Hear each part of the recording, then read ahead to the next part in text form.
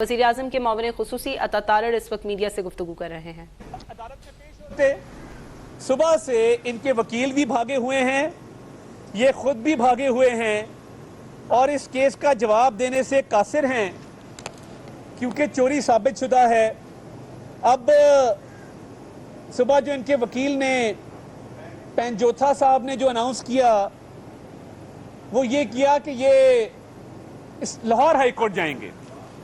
آپ ضرور جائیے، مگر توشہ خانہ کا ٹرائل چل رہا ہے، ٹرائل حتمی مراحل میں داخل ہے، فیصلے کے قریب قریب ہے اور آپ کے پاس جواب ہے کوئی نہیں، تو پھر یہ سمجھ لیا جائے کہ آپ کے پاس اپنے دفاع میں کہنے کے لیے کچھ نہیں ہے، یہ سمجھ لیا جائے کہ آپ نے یہ بات تسلیم کر لی کہ آپ نے یہ تحفے بیچے تھے، یہ تسلیم کر لیا جائے کہ آپ نے اعتراف جرم کیا ہے۔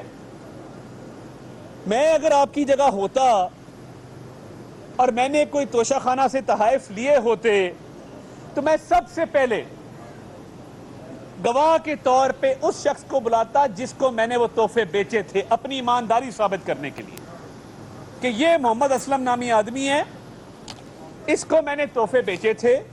بھائی محمد اسلم تم بتاؤ کہ جب میں نے تحفہ بیچا تھا تو تم نے کتنے میں خریدا تھا، اور میں نے تمہارے سے جو رقم لی تھی کیا کیش کی صورت میں لی تھی یا اکاؤنٹ کی صورت میں لی تھی یا ڈرافٹ کی صورت میں لی تھی یا چیک کی صورت میں لی تھی؟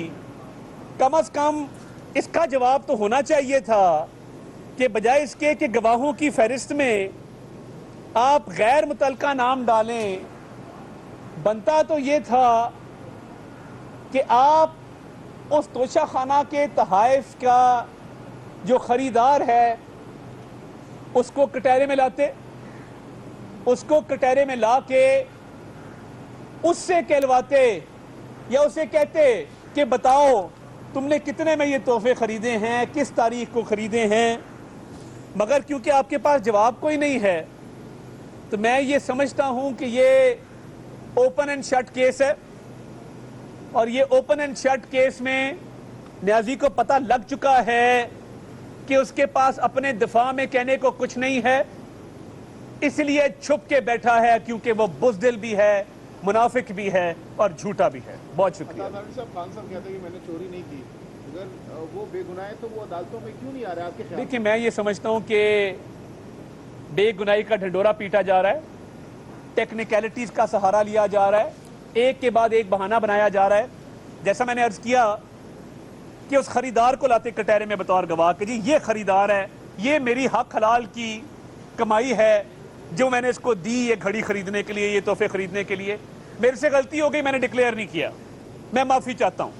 یہ طریقہ تھا، بڑکے مارنا، دو جھنڈے لگا کے ریاست مدینہ کی باتیں کرنا، دین کے حوالے دینا، اسلام کے حوالے دینا، اور کرتوت ایسے ہیں کہ 4 بکریاں، 1 تولہ سونا نہیں اور 5 لاکھ کا فرنیچر۔ یہ دنیا کا واحد ٹھگ اور ناصر باز ہے جس کی ریٹرن ایسی نکلی ہے۔ پاکستان کے کسی حکمران کی ایسی ریٹرن نہیں ہے۔ اس پہ چوری کے دھبے ہیں، اس پہ حرام کی کمائی کے دھبے ہیں اور اس پہ فراڈ کے دھبے ہیں۔ ہر اس شخص پہ یہ تعصب کا الزام عائد کریں گے جو حق سچ کی بات کرے گا۔ دلاور صاحب نے ان کو کیا کہا ہے؟ وہ تو کہہ رہا ہے کہ اپنی صفائی پیش کرو، 4 دن سے بیچارہ انتظار کر رہا ہے۔ کوئی اور جج ہوتا تو اب تک کنٹیمپٹ لگا کے اس کو اندر کر چکا ہوتا۔ وہ تو بار بار بلا رہا ہے، وارننگ دے رہا ہے، ریکویسٹ کر رہا ہے، اب کیونکہ جواب نہیں ہے تو اس لیے جج برا ہے۔ تو یہ وہی بات ہے نا، میں بار بار وہی بات کرتا ہوں کہ میں منہ نہیں دھویا ٹینکی میں پانی نہیں تھا، تو اس کا اور کوئی جواب نہیں ہے۔ بہت شکریہ۔